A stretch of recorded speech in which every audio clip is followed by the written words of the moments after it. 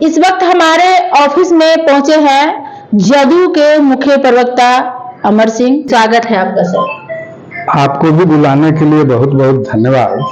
पहली बार आप बुलाए हैं, आप ऑफिस खोल रखे हैं, पहले से बुलाए हैं। आप घर के लोग हैं, आप सीतामढ़ी में महिला विंग की एक अच्छी पत्रकारिता करते हैं और इसलिए आपके बुलावे पर मैं आया हूं। आपको बहुत सारे लोग आपके मीडिया चैनल को लाइक करते हैं, पसंद करते हैं, कमेंट भी करते हैं, उसमें से मैं भी एक। कुछ सवाल आपसे हैं कि लगातार बिहार में क्राइम बढ़ रहा है, उसको आप किस नजर से देख रहे हैं? देखिए, बिहार में ही नहीं पूरे देश में क्राइम बढ़ रहा है, इसमें कोई दो मत नहीं है। और अन्य राज्यों की अपेक्षा हमारे बिहार में कम क्राइम हो रहा है। सबसे बड़ी बात यह है कि क्राइम तो मानसिक रूप से विक्षिप्त व्यक्ति या मानसिक रूप से उदंड व्यक्ति कहिए, असामाजिक तत्व कहिए, क्राइम कर डालते हैं। लेकिन जो भी अपराध वो करते हैं बिहार में, वो छूट नहीं पाते हैं, वो बच नहीं पाते हैं।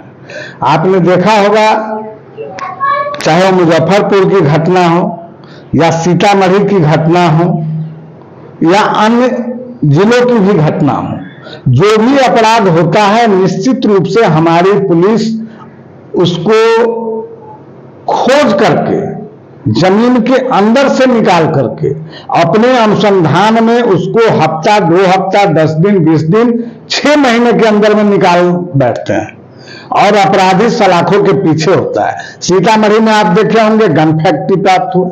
जितनी भी मर्डर सीतामढ़ी में हुई है, तमाम मर्डर के अभियुक्त पकड़े जा चुके हैं और स्पीडी ट्रायल कराया जा रहा है मोना जी, और स्पीडी ट्रायल से उनको सजा बिहार में मिल रहा है। क्राइम बढ़ना अस्वाभाविक प्रक्रिया है और हमको लगता है कि इसके पीछे कुछ ऐसे लोगों का हाथ रहता है जो समाज में बड़े पद पर रहते हैं या उच्च पद प्राप्त करना चाहते हैं, राजनीतिक लालसा रहती है, राजनीतिक प्रतिद्वंदिता रहती है। इसलिए हमारे जो विपक्षी लोग हैं थोड़ा बहुत अपराधी को चढ़ाते बढ़ाते भी होंगे। सर, लोगों का मानना है कि जब से नीतीश जी महागठबंधन में शामिल हुए हैं तब से बिहार में पूरा जंगल राज हो गया है और उसी वजह से इतना क्राइम हो रहा है। नहीं, ऐसी बात नहीं है। नीतीश बाबू हमारे ऐसे मुख्यमंत्री हैं बिहार के, वो अब तो 2 दशाब्दी पूरा वो करेंगे 25 में। निश्चित रूप से कानून का शासन है और सुशासन के लिए नीतीश बाबू पूरे देश में जाने जाते हैं। और अपना जो भाजपा एनडीए के साथ हमारा 7 निश्चय था, जिस 7 निश्चय पर हम काम कर रहे थे, हमारे नेता काम कर रहे थे, वो 7 निश्चय आज भी महागठबंधन में है और हमारे नेता उसी 7 निश्चय पर काम कर रहे हैं और कानून व्यवस्था को दुरुस्त रखने के लिए वो हर संभव प्रयास कर रहे हैं और कानून व्यवस्था हद तक दुरुस्त भी है। सर, सुनने में आया है कि महागठबंधन में फिर से तोड़ताड़ हो रहा है। देखिए, हॉर्स ट्रेडिंग का मामला है। महागठबंधन में तोड़ताड़ क्या होगा? महागठबंधन एक है और महागठबंधन में किसी तरह की टूट नहीं है। लोग प्रलोभन दे रहे हैं, तोड़ने की कोशिश कर रहे हैं, शिकारी जाल फेंक रहा है, लेकिन हमारा जो भी प्रतिनिधि है, जो भी हमारे माननीय हैं, वो सब उसके शिकार नहीं होने वाले हैं, उस जाल में नहीं फंसने वाले। सर, एक चीज और सुनने में आया है कि नरेंद्र मोदी से डरकर इंडिया संगठन बनाया है महागठबंधन सब। नरेंद्र मोदी से डरकर? नरेंद्र मोदी से यदि डर जाते तो हमारे नेता अलग क्यों होते? नहीं तो डर, आप महागठबंधन वाले जितने हैं उनको नरेंद्र मोदी से इतना डर है कि वो लोग इंडिया नाम का एक संगठन बनाए हैं। नहीं, पहले भी यूपीए था, पहले भी जो कांग्रेस नीति गठबंधन बनी थी वो यूपीए अलायंस था पहले भी। उसी में लोग बैठे हैं बेंगलुरु में, विचार किए हैं कि एक नाम दिया जाए और उन लोगों ने इंडिया नाम दिया है इस महागठबंधन का, जिस महागठबंधन का फुल फॉर्म आपको बताया भी गया है कि Indian national development inclusive alliance.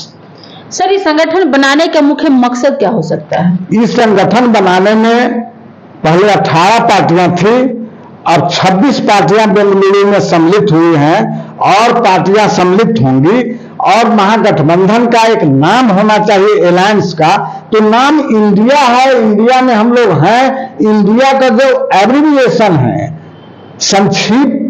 संक्षेप में इंडिया है ना महागठबंधन का, उसका जो एब्रिविएशन है अलायंस का नाम है, वो थोड़ा लंबा नाम है और इंडिया अच्छा भी लगता है, शोभा भी देता है। We all are Indian. क्या इस बार पूरा मकसद है कि नरेंद्र मोदी को हरा देना है? देखिए, हिंदी पट्टी के जो 4-5 राज्य हैं, उस राज्य से ही नरेंद्र मोदी हारने जा रहे हैं। दिल्ली में उनकी सरकार में हार गए, प्रधानमंत्री लड़ते हुए। कर्नाटक में हार गए, पंजाब में हार गए, मध्य प्रदेश में हार गए, पश्चिम बंगाल में हार गए, केरला में उनकी सरकार नहीं है। देखिए, नरेंद्र मोदी जी अब राज्य सरकार में अल्पमत में आ गए हैं। राज्यों में अब उनकी अधिकतर राज्यों में सरकार नहीं है। और हमारा जो हिंदी पट्टी है, हिंदी पट्टी मतलब उत्तर प्रदेश, मध्य प्रदेश, उनको नहीं आने जा रहा है, उसी से उनकी सरकार गिर रही है। हर कीमत पर नरेंद्र मोदी इस बार चुनाव हारेंगे, क्योंकि देश की जनता उनके जुमला को पहचान गई। 15 लाख रुपया देना, काला धन लाना, हर रसोई गैस पर सब्सिडी देकर उजाला के अंतर्गत गरीबों को सिलेंडर बांट दिए, गैस का दाम 1250 कर दिए। महंगाई, बेरोजगारी, भ्रष्टाचार के मुद्दे पर वो सरकार बनाए थे और इन्हीं मुद्दों को वो खूब आगे बढ़ा रहे हैं। विदेश का दौरा कर रहे हैं, दौड़ते जा रहे हैं। विदेशों में इनकी प्रतिष्ठा बनाने के लिए 1000 का टीम इनके साथ जाता है।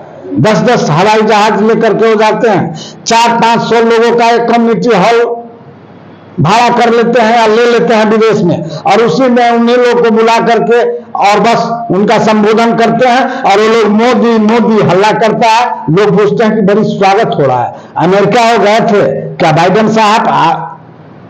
साहब ने उनको एरोड्रम पर नहीं रिसीव किए। अमेरिका के सारे कांग्रेस के जितने भी विपक्षी लोग थे, उन्होंने कहा कि मैं नरेंद्र मोदी जी के संबोधन में नहीं भाग लूंगा। तो लोगों का मानना है कि जब से नरेंद्र मोदी की सरकार बना है, तब से भारत काफी आगे बढ़ गया है। पहले भारत को लोग नीचा नजर से देखता था और भारत को बहुत ऊंचा देखता है। मोना जी, पहले भारत के प्रत्येक व्यक्ति आय और प्रत्येक व्यक्ति के ऊपर जो कर्ज था, उसका 5 गुना नरेंद्र मोदी सरकार ने प्रत्येक व्यक्ति का आय घटा है और प्रत्येक व्यक्ति के माथे पर कर्ज बढ़ा है। ये सच्चाई है। नरेंद्र मोदी जी के आने से देश खुशहाल नहीं है। ठीक है, राम मंदिर बनेगा, राम मंदिर बना, हम लोग धार्मिक आस्था के लोग हैं, हिंदू हम मानते हैं, लेकिन राम मंदिर बनने से रोटी कपड़ा मकान की व्यवस्था, बेरोजगारी और भ्रष्टाचार दूर हो सकता है क्या? सबसे बड़ा मूर्ति पटेल जी का 350 करोड़ में उन्होंने बनवा दिया, और पटेल जी सबसे ऊंचा देख रहे हैं कि चारों ओर हमारा जो विदेशी ताकत है वो हमको उखाड़ फेंकने पर इंडिया पर नजर गड़ाया हुआ है। चाहे चाइना हो, पाकिस्तान हो, या बांग्लादेश हो, या अन्य देश हो। तो क्या लगता है कि नीतीश जी प्रधानमंत्री बन जाएंगे तो देश बच सकता है?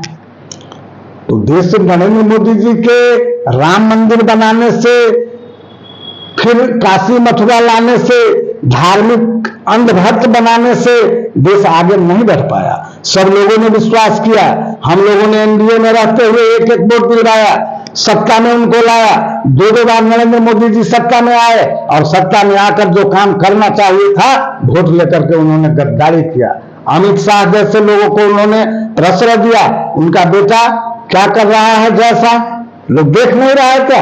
परिवारवाद का सबसे बड़ा नमूना भारतीय जनता पार्टी है, लेकिन छद्म भेष में है, अदृश्य भेष में। जनता पार्टी के जुमला को और काम को लोग अब समझ गए हैं। समाज में शांति सद्भाव चाहिए, देश विकसित करने के लिए रोजगार चाहिए, रोटी कपड़ा मकान चाहिए लोगों को, न कि बड़े बड़े ताबूत और बड़े बड़े क्या कहते हैं लौह पुरुष जैसे लोगों को पटेल जी को वहां खड़ा कर दिए। ठीक है, वो भी मैं मानता हूं। आप राम मंदिर भी बना दिए, वो भी अच्छा काम किए, ठीक है, मैं मानता हूं। फिर आप दूसरा तीसरा चौथा मुद्दा उठा रहे हैं। सर, तो हमारा सवाल वो नहीं था। हमारा सवाल ये था कि नीतीश जी प्रधानमंत्री बनते हैं तो क्या देश बच सकता है? देखिए, नीतीश जी एक सोशल इंजीनियरिंग किया हुआ व्यक्ति ही नहीं, टेक्निकल इंजीनियरिंग पढ़ाई करने के बाद समाजवादी नेताओं में अभी सबसे बड़े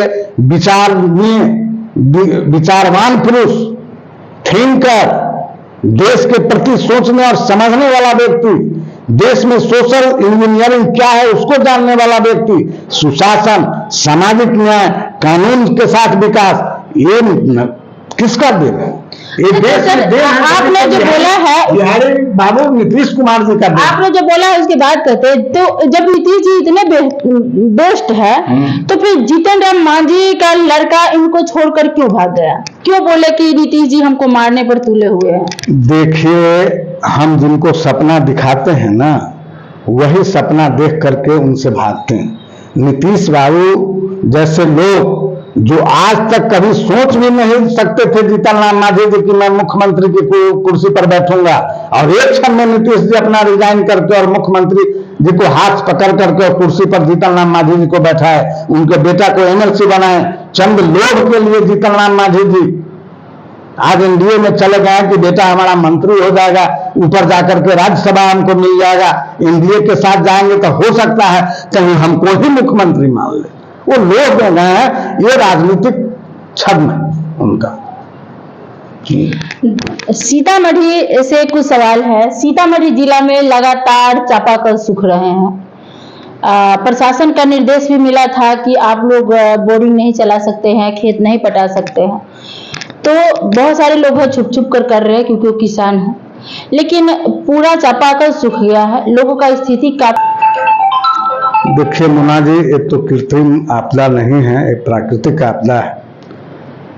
भूगर्भ जल जो नीचे जा रहा है, 4-5 मीटर नीचे चला गया है। जो लोग पहले लगाए थे चापाकल, वो 120, 150 या 250 पर चापाकल लगाए थे।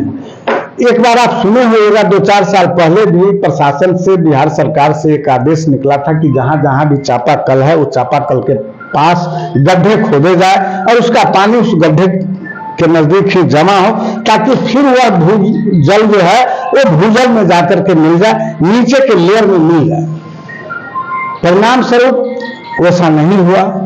3 किलोमीटर की दूरी पर लोग अतिक्रमण करके नदी में घर बना लिया है और इसके वजह से नदी अपना धार बदल चुकी है। क्या आपको पता है?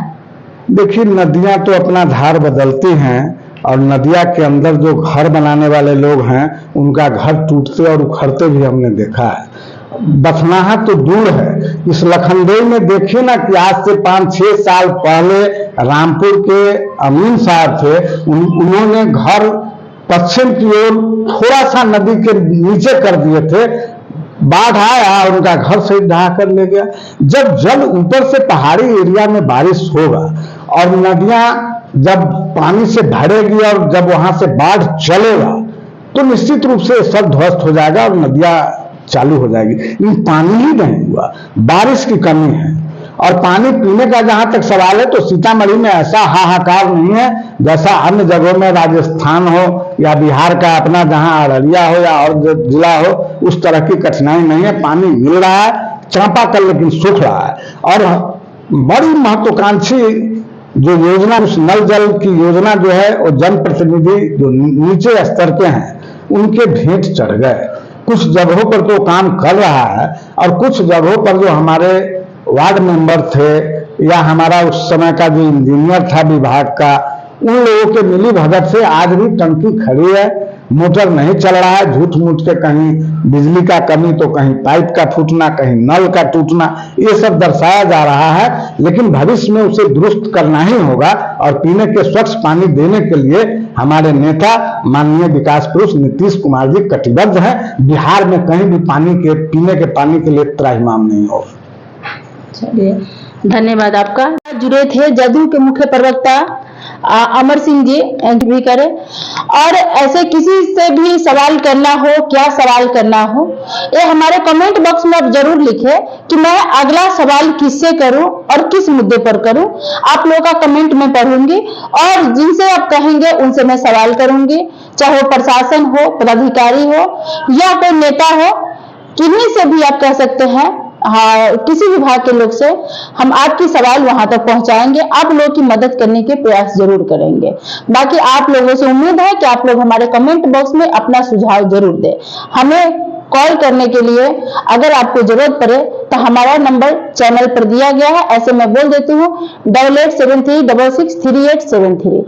कभी भी जरूरत पड़े किसी प्रकार की खबर के लिए तो हमें कॉल जरूर करें। धन्यवाद।